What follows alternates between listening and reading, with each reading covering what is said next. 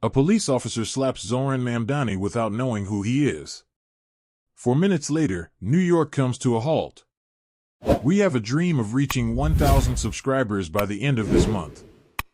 Leave your like, subscribe to the channel, and become part of our dream too.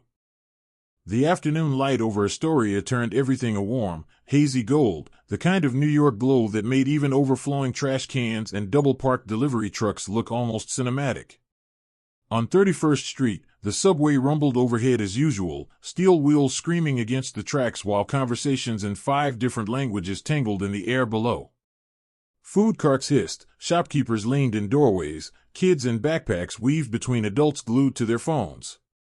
It was the hour when the city felt most alive, tired, hungry, chaotic, but somehow perfectly synchronized.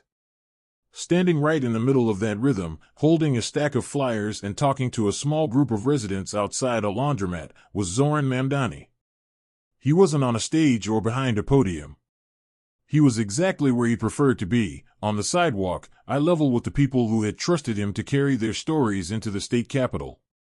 "I'm telling you, if they raise the rent again, I'm done," an older man in a Mets cap said, shaking his head. "I know," Zohran replied, listening more than talking. "That's why we're pushing harder on these protections. I need you to come to the hearing next week. They need to see your face, not just your signature." The man grumbled but took the flyer anyway. "You're the only one who comes back after elections," he muttered. "The rest of them just send emails." Zohran smiled. "Emails don't fix broken boilers," he said. That earned a laugh from the small crowd. For a brief moment, it felt like a normal outreach day, conversations, handshakes, the quiet satisfaction of doing the kind of politics that couldn't be measured by headlines or polls. But a few yards away, a different kind of energy was building. A police SUV had pulled up to the curb, lights off, but presence loud. 2 officers lingered near a bus stop, watching. They weren't from a local precinct. The neighborhood recognized its own, and these uniforms didn't belong. Officer Ryan Blake stood with his thumbs hooked in his vest, jaw tense, eyes scanning the sidewalk like it owed him an explanation. Beside him, Officer Mills checked something on the computer mounted inside the vehicle, periodically glancing toward the small cluster around Zohran. It started small, a glance, then a longer stare, then the subtle narrowing of suspicion that too often came whenever brown skin, headscarves, and animated sidewalk conversations converged in one frame. "What's the situation?" Blake asked, his tone bored but edged.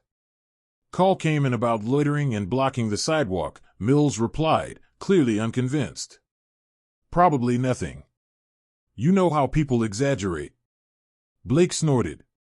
"Yeah, well, they called us, so we're gonna fix it." He pushed off the SUV, rolling his shoulders. "Let's go have a chat." On the corner, Aliyah Khan, a college student carrying a tote bag full of textbooks, slowed her pace. She had seen this scene before, not this exact block, not this exact officer, but this dynamic. People talking. Police watching. Something small, stretched into something dangerous. Her eyes darted from the officers to the group around Zohran.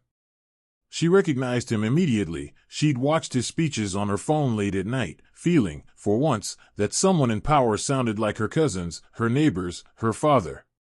She also recognized the way Officer Blake was walking now, shoulders set, jaw tight, decision already made before a single question had been asked.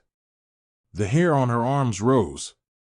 She stepped closer, heart ticking up a notch, phone already loosened in her hand.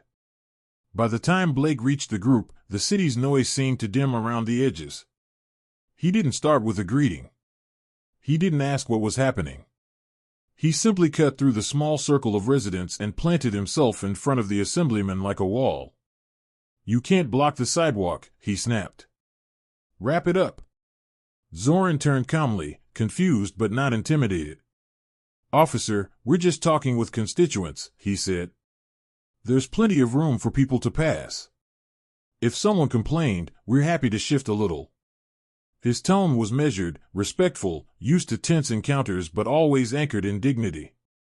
Blake's eyes flicked over him, seeing the beard, the brown skin, the flyers with bold printed slogans, and nothing else. I said wrap it up, he repeated, stepping closer. You don't tell me how much room there is. I tell you. The small crowd went quiet. Aaliyah moved instinctively to the side, thumb hovering over the record button on her camera. Zohran exhaled slowly, choosing his words with care. Officer, there's no need for hostility. I'm Assemblyman. Blake's hand shot out, grabbing the flyer from Zohran's fingers and crumpling it. I don't care who you think you are, he snapped, his voice rising. When I say move, you move. 4 minutes later, New York would come to a halt. But first, under the rattling tracks and fading sunlight, Officer Blake lifted his hand and slapped Zohran Mamdani across the face. The sound was small, shockingly small. A sharp, humiliating crack that barely rose above the rumble of the subway overhead. But some sounds don't need volume to carry. Some sounds split a street in half. Some sounds carve themselves into the air like a wound. The slap landed clean across Zohran's cheek, snapping his head sideways, a spray of paper flyers fluttering from his hand like startled birds. For a fraction of a second, the world seemed to forget how to move. A bus driver halfway through shifting gears froze. A group of teens crossing the street stopped mid-step. Even the traffic lights, blinking mechanically, felt out of sync, as if the city itself had gasped. Aaliyah's phone was not just recording, it caught the moment in complete clarity. The officer's twisted expression, the snap of frustration, the shock on Zohran's face, the horrified reactions of the people around them. Her hands trembled, but she didn't lower the device. She took a step closer, her breath shallow. Hey, she shouted instinctively. Hey! You can't do that. You can't just. Blake spun toward her, the veins in his neck standing out. Step back, he barked. This doesn't involve you. It involves everyone. Aaliyah fired back, her voice trembling but loud. Around her, more phones were rising. People pulling them from pockets, purses, car dashboards. Suddenly the small group had become a circle, silent but armed with cameras, with rage, with the understanding that something irreversible had just happened. Zohran slowly straightened, his cheek reddening, but his posture steady, composed, unshaken at the core. His voice, when it came, was unsettlingly calm. Officer Blake, he said, you just assaulted an elected official. The words hit harder than the slap. Mills froze beside the patrol car, his eyes widening. Blake, he whispered, horror seeping into his voice. Blake, what did you just? Blake waved him off, puffing his chest. I don't care if he's the president. He refused a lawful order. No, he didn't, an older woman snapped from behind a food cart. He wasn't blocking anything. Yo, man, you messed up, a teenager muttered, already uploading the video. You messed up bad. Blake turned back to Zohran. You're under arrest for obstruction and... No, officer, Zohran interrupted, voice low, I'm not. Those two words rang out like thunder, not because of their volume, but because of the authority behind them. And in the silence that followed, something shifted. A sound began rising from down the block. Horns blaring. Brakes screeching. People shouting. Within seconds, the traffic that had flowed smoothly a minute earlier jammed to a violent halt. Cars piled up. Buses blocked intersections. Taxi drivers leaned out their windows, yelling, "What happened? Why are we stopped? Is someone hurt?" The answer traveled fast, too fast for Blake to stop it. He slapped someone. He slapped a politician. He slapped Zohran Mamdani. That name, that was the match. The spark that met gasoline. A man rushed up with his phone open. "It's already on Twitter," he shouted. 10,000 views, no, wait, 20,000, wait, what? A cyclist on his delivery route skidded to a stop, nearly dropping his bag.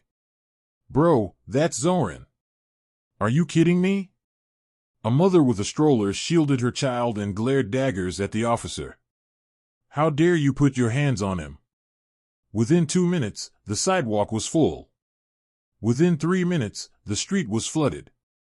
Within 4 minutes, New York City, the busiest place in America, stopped moving.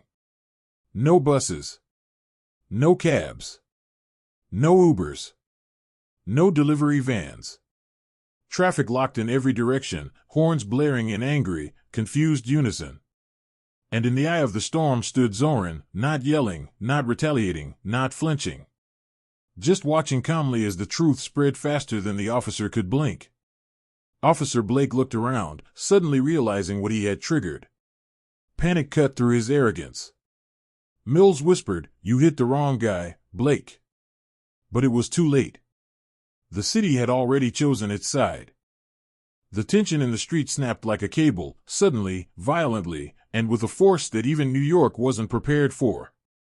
People surged toward the scene from every direction, shop owners abandoning their counters, commuters stepping off halted buses, delivery workers dropping their bikes without locking them. It wasn't chaos driven by anger alone, it was the instinctive pull of a community protecting one of its own. In Astoria, Zohran wasn't just a politician. He was the one who visited tenants at midnight when their heat was cut off, who stood with cab drivers striking in the cold, who walked the streets like he belonged to the people, not above them. So when word spread, they hit Zohran. The neighborhood didn't hesitate. It responded. Explosively. "Don't touch him," an older Greek woman yelled as she elbowed her way to the front. "He helps our block more than any of you ever did." A Bangladeshi shopkeeper raised his phone high, shouting, "I saw everything. I'm recording." A group of teenagers formed a tight barrier around Zohran, standing shoulder to shoulder between him and the still aggressive Officer Blake. Officer Mills, pale as paper, tried to calm the swelling crowd.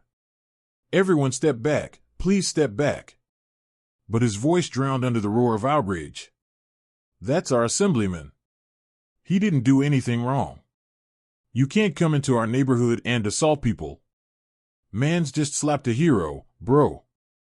A delivery driver shoved through the packed crowd, pointing at Blake. "That man's going viral. Look." He held up his phone, showing Blake's face plastered across a live stream with tens of thousands watching. Blake's eyes widened. "Turn that off," he barked, lunging for the phone. Before he got close, 3 people stepped in, blocking him. "Try it," one of them warned. "You've done enough," another said. Zohran lifted a hand. "Everyone, please stay calm. We don't need anyone getting hurt." But the city was already boiling. Aaliyah shouted, "He's trying to arrest Zohran." A collective gasp swept through the crowd. The reaction was instant and fierce. "No way. He's not going anywhere. You're not taking him." Officer Blake bristled. "Back up. All of you." But the more he yelled, the tighter the crowd pressed together, a human shield forming around the assemblyman.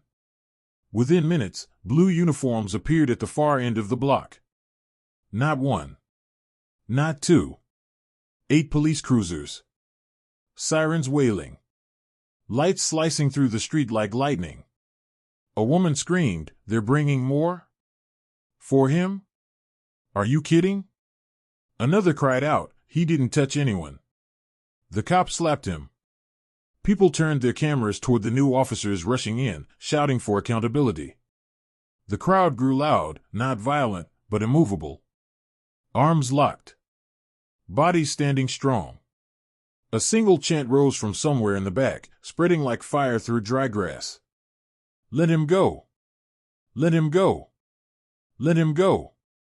Blake's face twisted with panic, sweat forming along his hairline. He tugged his vest, looking around for backup that wasn't helping him. New arriving officers whispered frantically among themselves, clearly receiving updated information through their radios. One officer, upon recognizing Zohran, physically recoiled. "Oh no, oh, this is bad," he whispered to Mills. Mills nodded miserably. "Yeah. No kidding." Meanwhile, Zohran stood tall despite the red mark still burning across his cheek. He didn't shout. He didn't push. He simply waited, with the patience of someone who knew justice was already unfolding. And the city, all around him, refused to let him stand alone. The air vibrated with the crowd's chanting, a living pulse that shook the street. Sirens wailed in the distance, not the sharp, frantic kind, but the deep, authoritative roar reserved for high-ranking officials. People turned their heads as the low rumble grew louder, echoing off the brick walls of Astoria's storefronts. A black unmarked SUV swung onto 31st Street, weaving through the frozen traffic like a shark gliding through still water. When it stopped, the rear door opened, and NYPD Deputy Inspector Karen Morales stepped out. Not just any commander, the commander who oversaw 3 precincts, known for her bluntness, fairness, and absolute intolerance for misconduct. Her presence alone cut through the noise. Officers parted instinctively. Even the angriest members of the crowd paused, tension flickering into curiosity. Morales surveyed the scene with razor precision. The officer with a trembling jaw. The young woman holding her phone high, still recording. Dozens of residents forming a circle of protection. And at the center, Zohran Mamdani, calm, steady, face marked by a slap that had already traveled across the internet. She marched straight toward him. "Assemblyman Mamdani," she said, her tone firm but respectful, "are you injured?" Zohran shook his head. "I'm all right. But your officer assaulted me unprovoked." Morales turned sharply toward Blake. "Is that true?" Blake stiffened, jaw tight. He refused a lawful order. "That's not what I asked." Her voice sliced clean through the tension. Blake's attempt at defiance cracked. I was trying to disperse the crowd." Morales lifted a hand, silencing him. She turned toward Aaliyah. "You recorded everything?" Aaliyah swallowed hard. "Yes, ma'am. I have the whole thing." "And you?" Morales pointed to a teen holding another phone. "Yeah, I got it too." "And you?" "Live stream on TikTok," said a delivery driver. 50,000 watching. Still rising.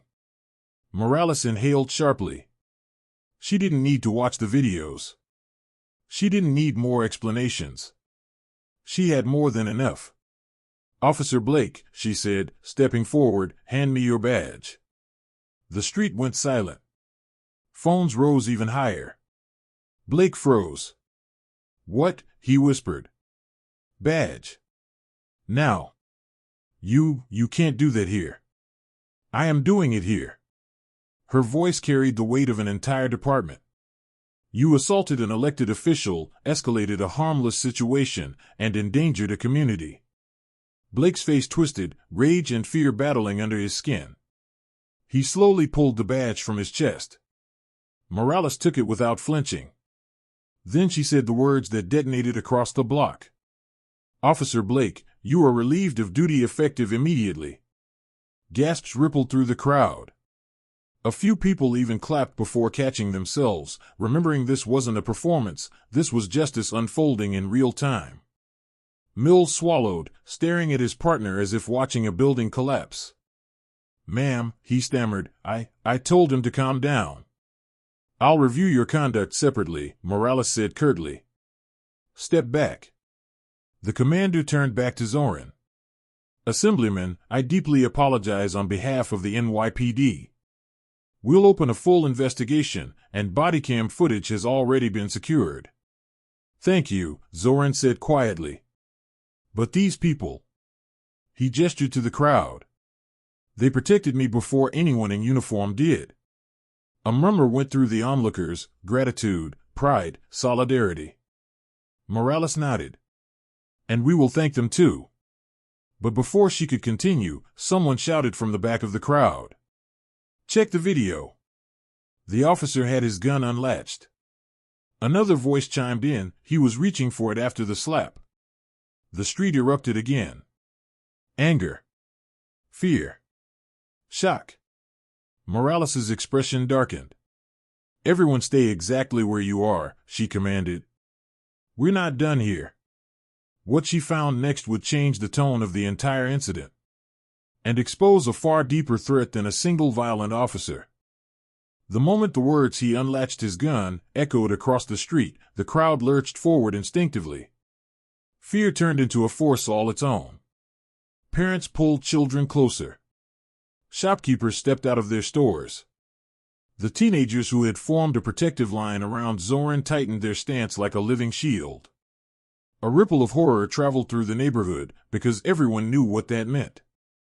A hand near a holster wasn't just aggression. It was a threat. A warning. A split-second decision away from a tragedy. Deputy Inspector Morales felt her stomach twist. She turned sharply to face Officer Blake. "Is that true?" Blake shook his head too quickly. "No. Absolutely not. They're lying. They're trying to frame me." But fear was making his voice crack, and panic was making him sweat. Mills, still frozen beside the patrol car, whispered, "Blake, your body cam." Morales didn't hesitate. "Download his footage. Now." Two officers immediately pulled a tablet from the SUV and synced with Blake's body cam. The crowd pressed closer, silent, watching every move. While the footage loaded, Aaliyah stepped forward, voice trembling but clear. "I have it on video. I saw him touch the holster. He looked at Zohran like he was ready to, like he was going to escalate further." Another man raised his phone. "My live stream caught it at a different angle." A delivery driver added, "I zoomed in when he started yelling. You can see him pop the snap." Phones extended toward Morales, evidence piling up faster than Blake could invent excuses. Finally, the officer with the tablet gasped softly. "Ma'am, you need to see this." He turned the screen toward her. The footage played in the open, the tablet speakers broadcasting the truth loud enough for everyone to hear. The moment after Blake slapped Zohran, a tiny, chilling motion. His thumb lifted the retention strap on his gun. His fingers curled toward the grip. His body leaned forward. It wasn't a full draw. But it was closer than anyone wanted to believe. Too close. A collective cry rose from the crowd, shock, rage, grief for the tragedy that almost unfolded. Someone shouted, "He was going to pull it."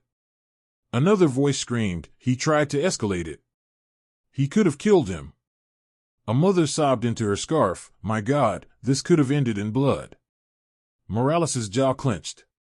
"Officer Blake, place your hands behind your back." He recoiled as if hit. You're not serious." "You attempted to draw your weapon on an unarmed elected official," she said, each word like a hammer strike. "And you assaulted him. You are under arrest." The street erupted. "Yes. Lock him up.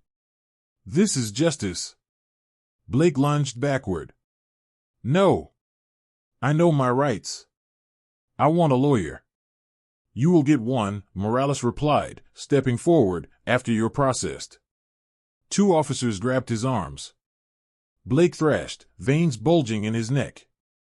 "This isn't over," he screamed. He resisted. Morales stepped close enough for only him to hear, though the crowd sensed the tension. "Stop lying," she said quietly. "The whole city is watching." And she wasn't exaggerating. Phones buzzed at the same time, notifications lighting up the air. A teenager's eyes widened. Yo! Look!" He turned his screen toward the crowd. The video of the slap had hit 1 million views. The video of the gun hit 2 million. Hashtags were exploding. News outlets were already broadcasting it. New York City, all 5 boroughs, was shutting down. Traffic halted. Subways stalled. Crowds formed in Manhattan, Brooklyn, the Bronx, and Queens as people learned what had happened. Zohran stood still, stunned by how fast the truth had traveled. He wasn't someone who chased headlines. But now the headlines were chasing him. Aaliyah stepped closer. "Sir, the whole world is seeing this. They're standing with you." The crowd murmured in agreement, a wave of support that felt electric. Morales turned to Zohran, voice steady. "Assemblyman, I need you to come with us for your safety.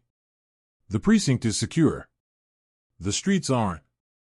But Zohran shook his head. I'm not leaving these people, he said softly. Not when they stood for me. And the crowd roared, a unified human voice shaking the block. We're with you, Zohran. He lifted a hand to calm them, but the chant only grew louder.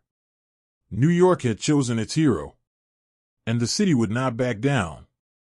The crowd swelled until the sidewalk could no longer contain it.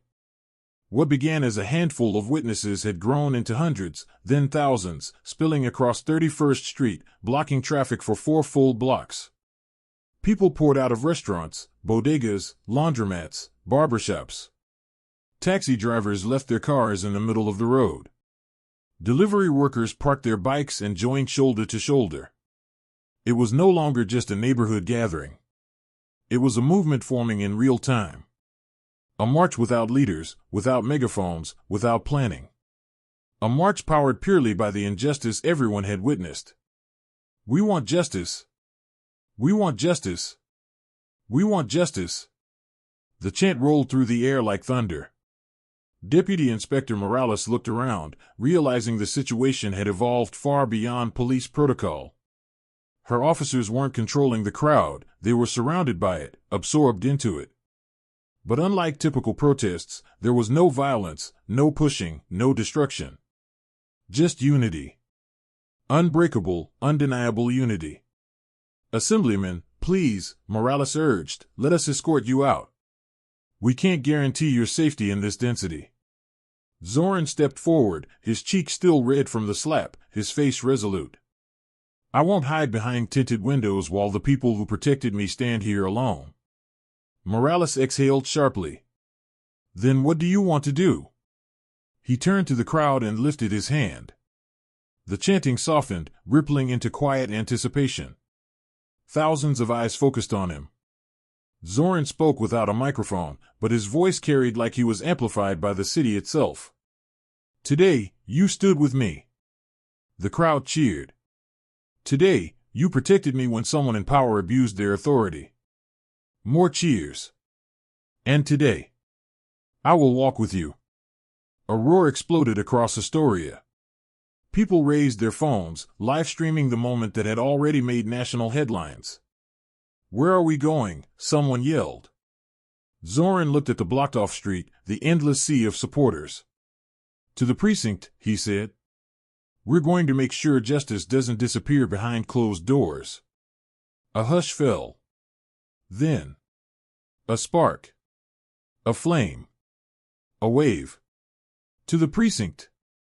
To the precinct. To the precinct. The chant rolled outward, gathering force. Morales' eyes widened. Assemblyman, that could mean tens of thousands marching. They already are, Zohran replied, looking down the avenues where more crowds were forming. We just need to guide them, not stop them. And so it began. The march that stopped New York. Zohran stepped onto the street, and the crowd parted around him, forming a protective circle. Aaliyah walked close by, still holding her phone, still recording. The teens who shielded him earlier now walked at his sides like unofficial bodyguards. Shopkeepers closed their gates, locking up early just so they could join. As they moved, the chant evolved into something deeper, something almost ancient in its rhythm. No more fear. No more fear. No more fear. Taxi drivers honked in support. Bus drivers leaned out their windows, raising fists. People on balconies recorded the sea of humanity stretching as far as their eyes could see. News helicopters thudded overhead. Reporters ran alongside the march, breathless. Commentators on live TV struggled to explain how a single slap from one reckless officer had ignited a citywide movement in under an hour. At the precinct steps, the commanding officers scrambled outside, stunned by the sight approaching them. Thousands of people filling the entire avenue, chanting in unison, flooding the block with noise, power, and purpose. And at the very front, with dignity, calm, and the weight of a million watching eyes, walked Zohran Mamdani. The precinct on Astoria Boulevard had seen protests before, but nothing like this. The building looked small now, dwarfed by the tidal wave of people marching straight toward it. Officers scrambled to form a loose barrier at the entrance, but they couldn't mask their unease. They had never faced a crowd this large, this unified, this disciplined. A low hum buzzed through the air, thousands chanting, thousands recording, thousands refusing to be ignored. The closer they came, the louder it grew. By the time Zohran reached the final crosswalk, the chant had morphed into a single overwhelming command that shook the ground beneath their feet. We saw the video. We saw the video. We saw the video. Deputy Inspector Morales walked alongside Zohran, tension etched into her face. She had called ahead, urging the precinct to prepare for nonviolent mass assembly, but even she hadn't anticipated this scale. This might get complicated, she warned quietly. Zohran shook his head. Only if they try to silence us. At the bottom of the precinct steps, the march slowed but did not stop. People pressed shoulder to shoulder. Phones glowed. Reporters shoved microphones forward. Helicopters circled overhead, broadcasting the scene live to millions. The precinct doors opened. Out stepped Captain Raymond O'Connell, one of the highest-ranking officers in Queens. A tall man with graying hair, stiff posture, and a history of clashing with reformers. He scanned the crowd and stiffened when he saw Zohran standing at the very front. Assemblyman Mamdani, O'Connell began, trying to project authority over the roar. This crowd needs to disperse immediately for safety reasons. The crowd booed viciously. You disperse, someone shouted. Do your job, yelled another. Zohran stepped forward, lifting his hand. Miraculously, the noise dimmed, not into silence, but into an attentive murmur. He looked O'Connell directly in the eyes. Captain, this crowd is here because safety was already violated by your officer. That officer is in custody, O'Connell replied. And the people want transparency, Zohran countered. Not a backroom explanation.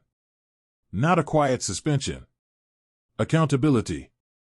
A wave of agreement surged through the crowd. Accountability. Accountability. Accountability. O'Connell hesitated. He wasn't used to negotiating with a politician while the city watched. We're conducting an internal review. Zohran stepped closer, voice steady but far more powerful than the megaphone some officers clutched uselessly. An internal review is not enough. New York watched a police officer strike an elected official. New York watched him unfasten his holster. New York watched the truth unfold in real time. He turned slightly, gesturing to the sea of people behind him. And they came here because they're tired of internal reviews. They want justice they can see. Aaliyah, still recording, shouted from behind him. Tell him about the footage. Zohran nodded. Captain, we demand 3 things. 1. Release the bodycam footage publicly. 2. Charge Officer Blake with assault and misconduct. 3. Guarantee that every witness here can submit their videos safely, without intimidation. The crowd exploded with approval. O'Connell's face tightened. Assemblyman. I cannot make decisions of that magnitude on the steps of a precinct. Then call someone who can, Zohran said calmly. The crowd erupted again. Call them. Call them. Call them. O'Connell faltered. He looked at Morales, then at the officers behind him, then at the crowd that stretched further than he could see. This wasn't a normal protest. This was a city demanding truth. Finally, with a stiff jaw, he pulled out his phone. I need the commissioner, he muttered. The crowd erupted into cheers so loud the windows rattled. As he stepped aside to make the call, Morales whispered to Zohran. They never call the commissioner in front of a crowd. You're forcing transparency they can't escape. But Zohran wasn't celebrating. His eyes were scanning the rooftops, the crowd edges, the police lines. A different tension brewed in his chest, something sharp, instinctive. Because somewhere in the mass of people, somewhere just beyond the cheering voices, a figure was pushing through the crowd with a purpose that didn't match the celebration. And that figure had something hidden beneath his jacket. At first, the figure looked like any other frustrated New Yorker trying to inch closer to the action, a hood pulled low, shoulders hunched, pushing through bodies with impatient elbows. But something about him didn't fit. Everyone else moved with the rhythm of the crowd, pausing when others paused, swaying as chants echoed, craning their necks toward Zohran and the precinct steps. This man didn't move with them. He cut through them. Like he wasn't part of the moment. Only hunting through it. Aaliyah noticed him first. She had kept her camera trained on Zohran, but her peripheral vision snagged on the unusual pattern, a stiff arm sliding through bodies, a quick shove, a flash of something metallic beneath the jacket each time the man adjusted his stride. Her breath caught. "Zohran," she whispered, stepping closer. He glanced sideways. "What is it?" "There's a guy, behind us. He's not chanting, he's not recording, he's moving straight toward you." Zohran subtly shifted his gaze, scanning the crowd without turning his head. Morales saw the tension in his posture. "Assemblyman?" "Look at the far left side," he murmured. "Near the green awning." Morales followed his line of sight, then stiffened. She recognized that walk. She'd seen it in training videos and her worst-case scenario briefings. It was the walk of someone on a mission. Someone concealing something heavy. Someone ignoring every natural distraction around them. "Officers," she barked. "Left flank, now." But the crowd was too dense. People stood shoulder to shoulder, filming, chanting, pressing forward as adrenaline surged. Officers struggled to push through, but the mass of bodies slowed them to a crawl. The man glanced toward the commotion. His hood slipped slightly. His eyes were cold, unfocused, fixed only on one person. Zohran Mamdani. He shoved harder now, urgency leaking through his movements. Someone yelled, "Hey! Watch it!" Another snapped, "Dude, relax." But he didn't respond. His hand dipped into his jacket. Aaliyah screamed, "He's got something." Chaos rippled through the crowd. People stumbled back. Phones jerked upward. Mothers pulled children behind them. The wave of motion created a pocket of clearing around the man, exactly what he needed. He lifted his arm. Something metallic glinted beneath the streetlights. Morales gasped, "Weapon, weapon." Officers fought desperately to break through the crowd. And then, before anyone could tackle him, before Morales could draw her own weapon, before the crowd even understood what was about to happen, a delivery driver on an electric bike crashed full speed into the man from the side. The collision was brutal. The man flew sideways, slamming into the pavement. The metallic object hit the ground with a sharp crack. Not a gun. A knife, long and curved, skittering across the concrete. For a fraction of a second, silence fell. Then the street exploded. Oh my God! He had a knife. He was going for Zohran. Stop him. Get him. The delivery driver, sweating, shaking, chest heaving, stumbled off his bike. I saw him reaching for it," he gasped. I just reacted." The man on the ground lurched up, snarling, reaching for the knife. But he didn't get far. The crowd surged in a tidal wave, pinning him, restraining him, shouting for police. Morales and her officers finally broke through, tackling the man and twisting his arms behind his back. "Weapon secured," an officer yelled. "Suspect in custody," another shouted. But Morales wasn't relieved. Not yet. She tore the hood off the man's head, and her stomach dropped. This wasn't a random attacker. This wasn't a lone extremist. This was an off-duty correctional officer. His badge was tucked inside his jacket. His ID clipped to his belt. His face red with rage. "I know who you are," he spat at Zohran as he was dragged away. "And we're not done." The crowd roared with fury. Officers had to form a wall to keep people from surging forward.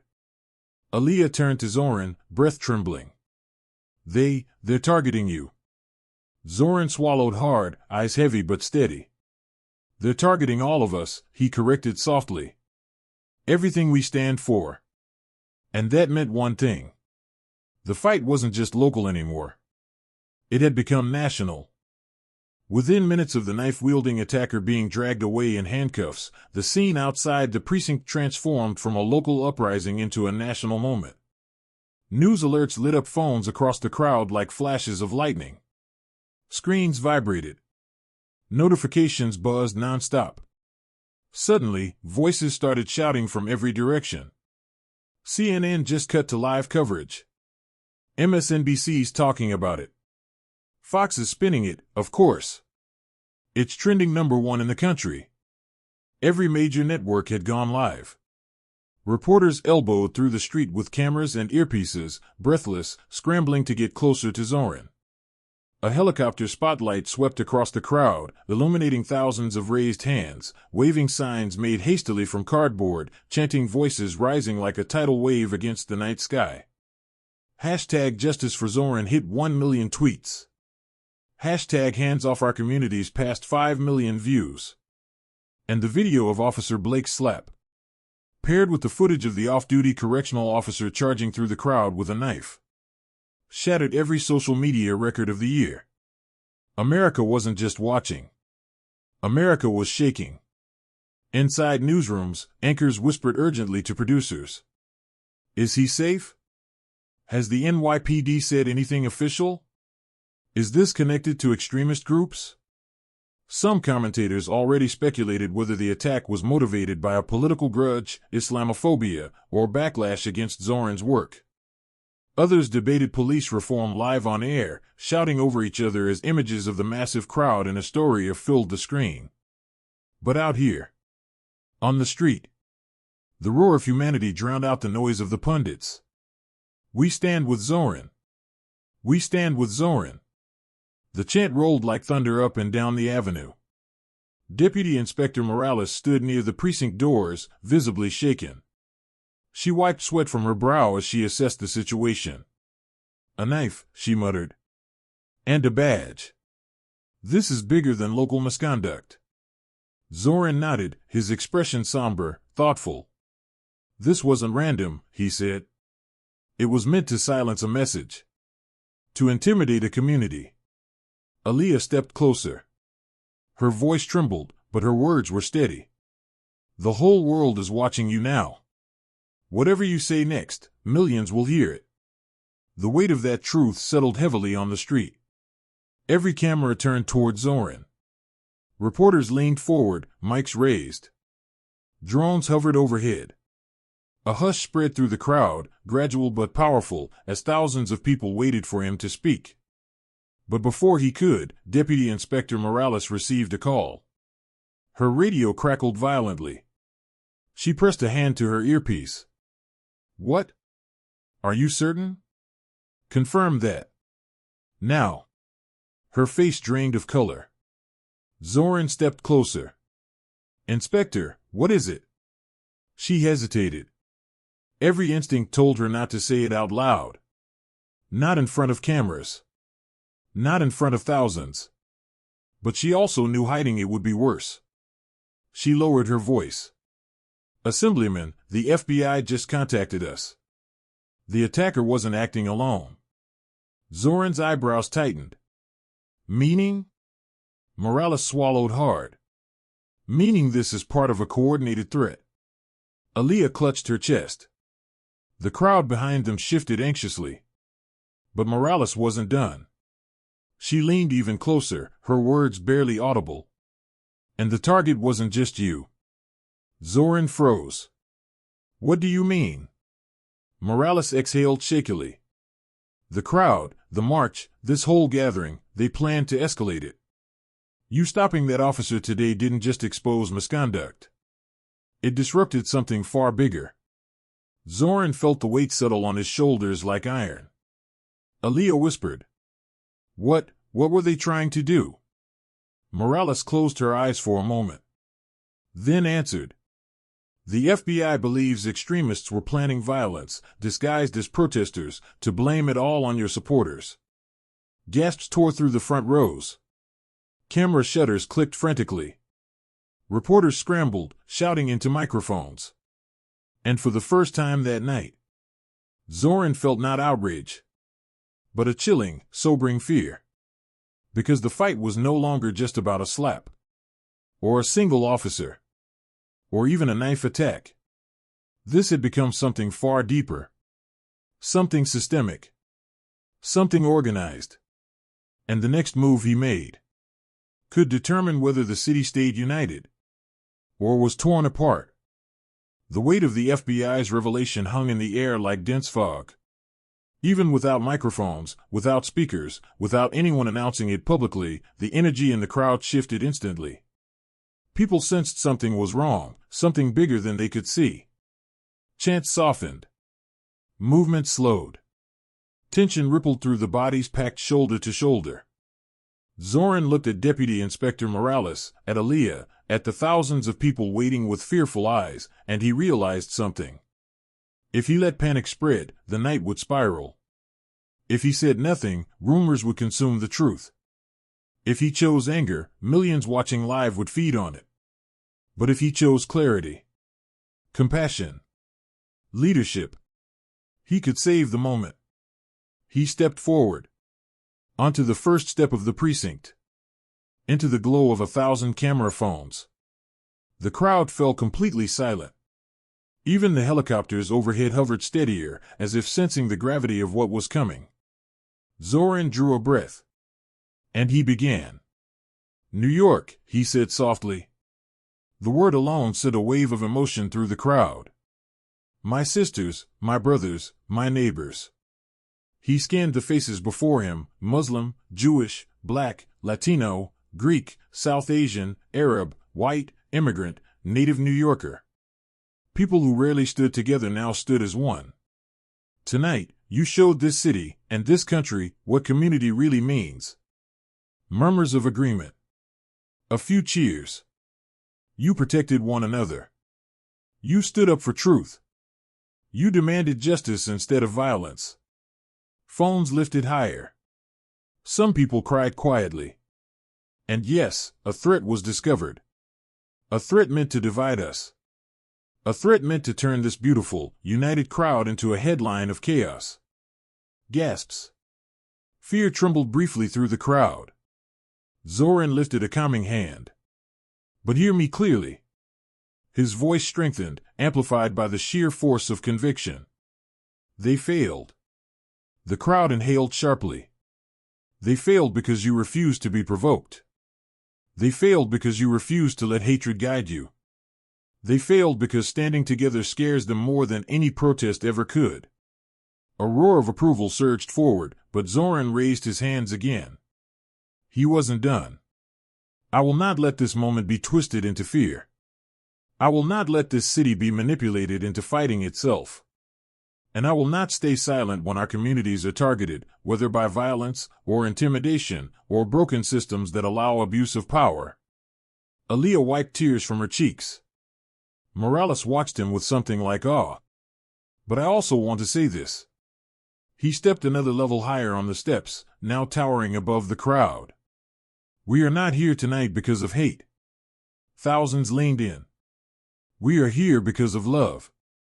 Shockingly, the crowd didn't cheer, they simply listened, breath held in reverence. Love for our neighborhoods. Love for our families. Love for justice. Love for each other. Now a few cheers broke through. A chant began forming. Love. Love. Love. But people quieted again to hear him continue. "And that is why we will not burn our own city down. We will not let anger swallow us.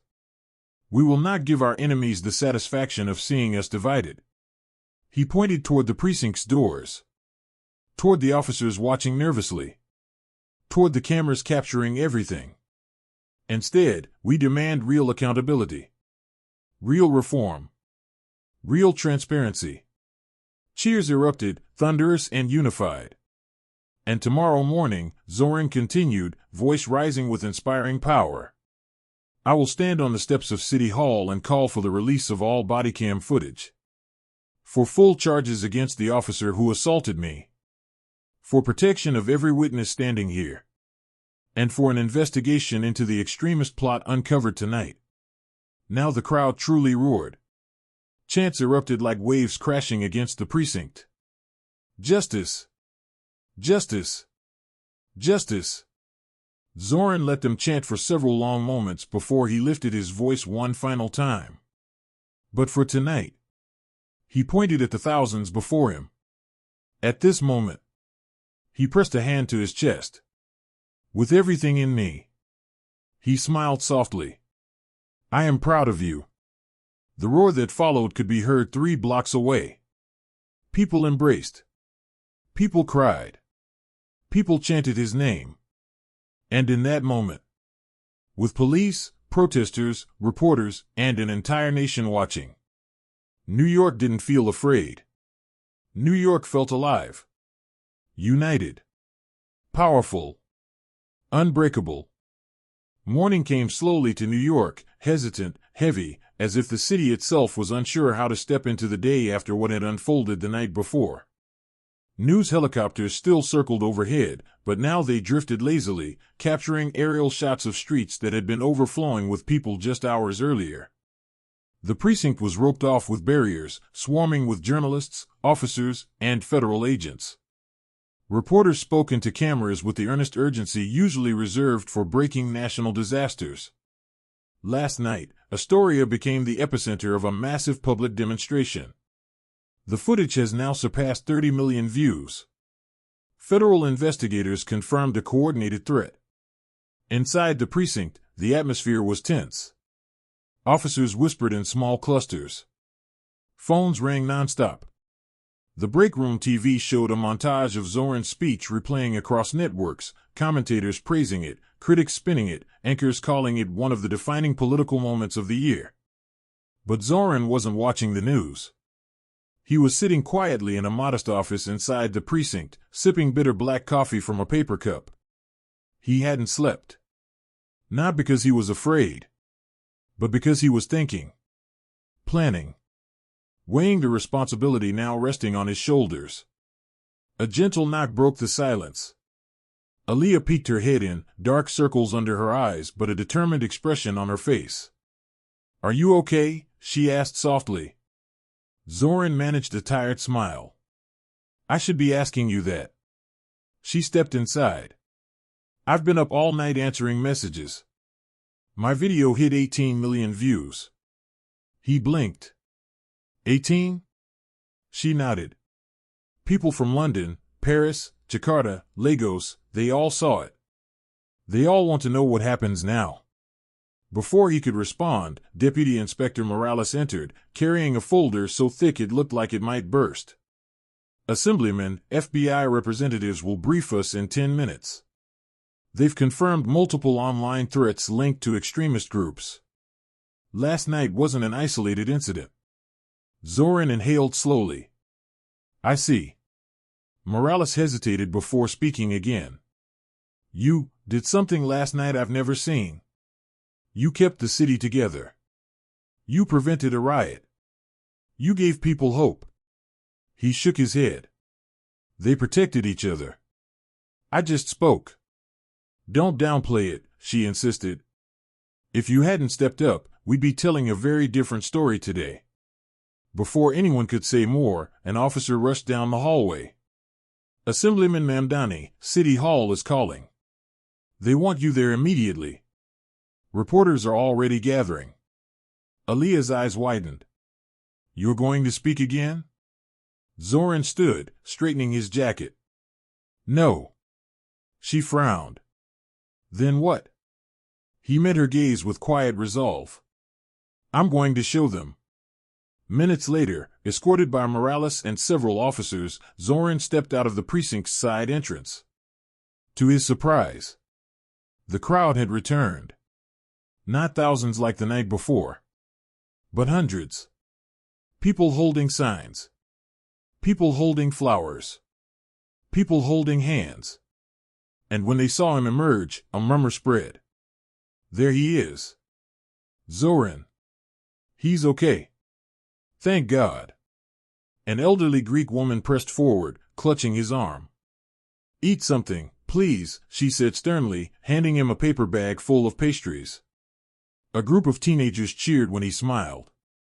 A father lifted his daughter onto his shoulders. She waved shyly. He didn't give a speech. He didn't raise his voice. He simply nodded at them. A quiet gesture that said, "I see you. I am with you." And they nodded back. An unspoken pact. A bridge between leader and community stronger than any headline or broadcast could capture. A city bus pulled up, its driver leaning out the window.